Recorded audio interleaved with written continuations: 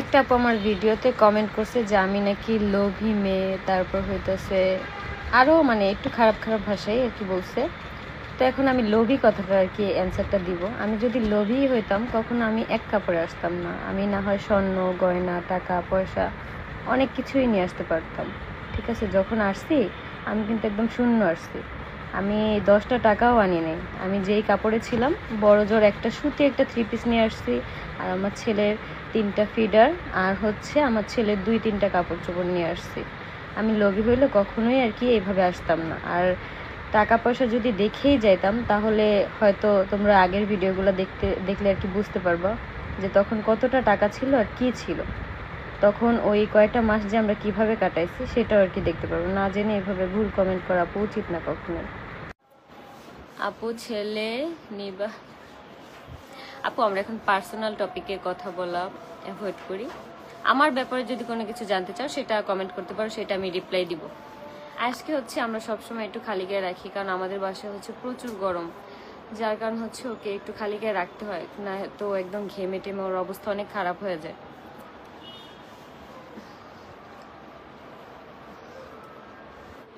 তানিয়া নানি বলল আপনি নাকি আপনার বয়ফ্রেন্ড আলামিনের জন্য চলে আসছেন। আপনার নানি হচ্ছে হয়তো জানে না, কারণ আলামিনের ব্যাপারটা হচ্ছে আমার মানে যাই বলি আমার হাজবেন্ড আর হচ্ছে সতীন জানে, কিন্তু আম্মু কখনোই জানতো না। আমি আসার পরে মনে হয় শুনে শুনে আর কি এই কথা বলতেছে। কিন্তু এরকম যদি হয় আমি দোয়া করব যে আল্লাহ যেন আমার বিচার করে, যদি আমি কারোর জন্য চলে আসি। ওইখানে থাকার মতো পরিস্থিতি আমার ছিল না, এজন্য আমি চলে আসছি। কারোই থাকার মতো পরিস্থিতি থাকলে সংসার বাচ্চা মানে কোনো কিছু চিন্তা না করে কেউই কখনো একটা সংসার ভাঙে না। হয়তো যাদের সংসার ভাঙে নাই তারা হয়তো বুঝবেন না, বাট যাদেরটা ভাঙছে তারাই বুঝবে যে কোনো শুধু শুধু অকারণে মানুষ একটা সংসার ভাঙে না। আপুকে মেহেদি পরায় দিচ্ছে? হ্যাঁ আপু, আমার বোন হচ্ছে আমাকে মেহেদি পরায় দিচ্ছে। আমি হচ্ছে মেহেদি লাগবে পেজ থেকেই সবসময় মেহেদি অর্ডার করি। আয়েশ বাবা তোমার আম্মুর মতো ভালো মানুষ হবে। অবশ্যই আয়েশ আমার মতো ভালো মানুষই হবে, কারণ আয়েশকে সুশিক্ষায় বড় করব।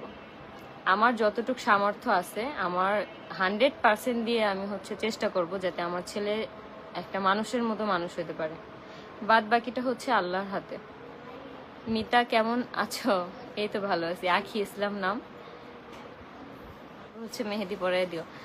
আপু তোমাদের কি ডিভোর্স হয়ে গেছে?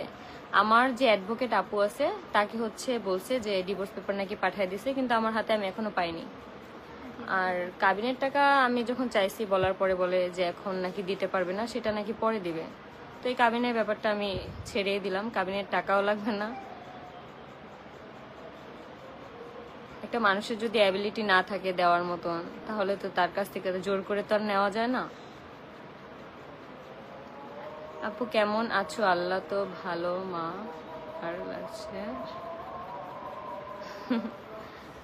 আলহামদুলিল্লাহ। আসসালামু আলাইকুম। ওয়ালাইকুম আসসালাম। আপু কতবার কমেন্ট করলাম কি যে। ও তোমার কি মনিটাইজেশন অন হয়নি? না আপু, আমার মনিটাইজেশন অন হয়নি। কেন ডিভোর্সের পর্যায়ে গেলে?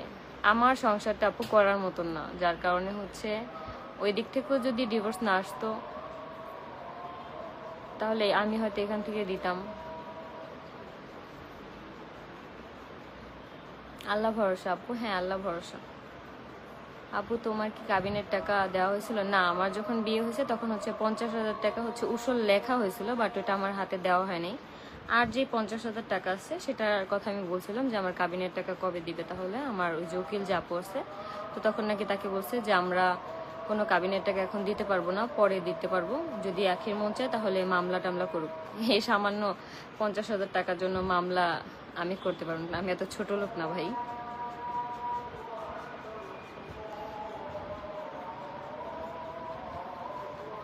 সামান্য ছেলের খরচের জন্য এই 3,000 টাকা দিবে, এর বেশি নাকি সামর্থ্য নাই। এই 3,000 টাকাও নিলাম না, কারণ আল্লাহ আমাকে যতটুকু সামর্থ্য দিছে, যেমন দিছে আমি ঠিক ওইভাবেই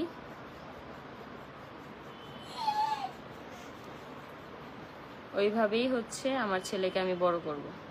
যেই 3,000 টাকা দেওয়ার কথা হয়েছে আমি হচ্ছে আমার উকিলের মাধ্যমে জানাই দিব যে 3,000 টাকাও জানি না পাঠায়।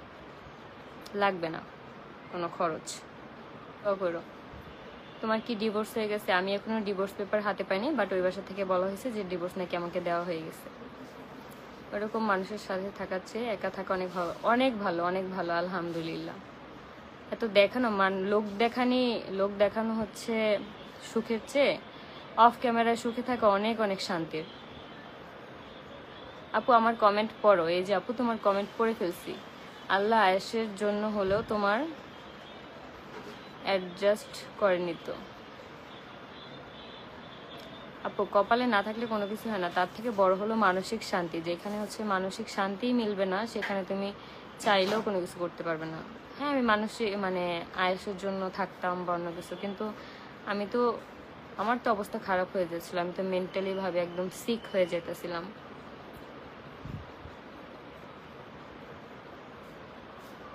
$3000 কোনো কিছুই লাগবে না। হয়তো আমি এই কথাটা এখনো জানাইতে পারিনি, বাট হচ্ছে আমি আমার উকিল আপুর মাধ্যমে জানাই দিব যে আমার ছেলের কোনো খরচই লাগবে না।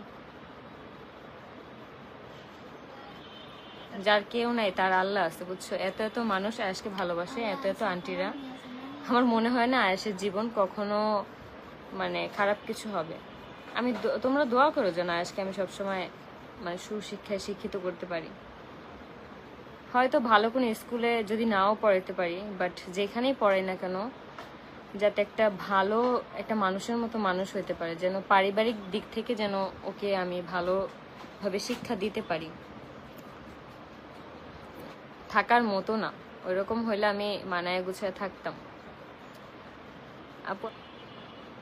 আপু এখানে কে প্রেগনেন্ট, কে কি আমি এখন এগুলা জানিও না আর দেখতেও চাই না, জন্য ভাবলো না। এটা আপু আল্লাহর বিচার, আল্লাহ দেখবা, আল্লাহ বিচার করবে ঠিকই। আমি যদি খারাপ কিছু করে থাকি আল্লাহ আমার বিচার করবে, এটা সবাই দেখবে। অনেক অনেক ভালো লাগবে। আপু আমি সবসময় নামাজ পড়ার ট্রাই করি। আমি কারো মতো হিজাব পরে এসে বলি না যে আমি এখন নামাজ পড়ে আসলাম, কারণ এই জিনিসগুলো না আমার কাছে খুব ব্লেম লাগে। নামাজ না পড়েও আমি হিজাব পরে আসবো, বলবো, অনেকেই করে এই কাজটা। আমার কমেন্টটা একটু পড়ো। এই যে আপু তোমার কমেন্ট পড়ে ফেলছি। আখি আপু কেমন আছেন? আলহামদুলিল্লাহ ভালো। কেমন আছো তুমি? এত কিছু কিভাবে সহ্য করছিলা? আল্লাহ মনে অনেক ক্ষমতা দিয়েছিল এই জন্য। মারিয়াম ইসলাম, জানি না আপু, হয়তো একটু ভালো থাকতে চাইছিলাম, একটু ভালো থাকার আশাই হচ্ছে লোভ করি নাই। আর আমি যদি লোভী মেয়েই হইতাম তাহলে হচ্ছে আমি অনেক কিছু নিয়ে আসতাম, বা অনেক কিছু টাকা পয়সা নিয়ে আসতাম, স্বর্ণ গয়না নিয়ে আসতাম, সবকিছুই। আমার যদি লোভ থাকতোই, কারণ আমি যেদিন আসছি ওই দিন শুধু আমার আম্মু আমাকে আনতে গেছিল। জাস্ট হচ্ছে আমার একটা ব্যাগ হয়েছিল, একটা লাকেজ, বাবুদের জন্য যে লাকেজগুলো কিনছিলাম সেই লাকেজের মধ্যে হচ্ছে বাবুর কাপড় চোপড় কিছু, আর হচ্ছে বাবুর ডায়পার, বাবুর দুধ ছিল একটা, আর হচ্ছে বাবুর ফিডার, এগুলো নিয়েই কিন্তু আসছি। আহামরি কিন্তু কোনো কিছুই আনি নাই।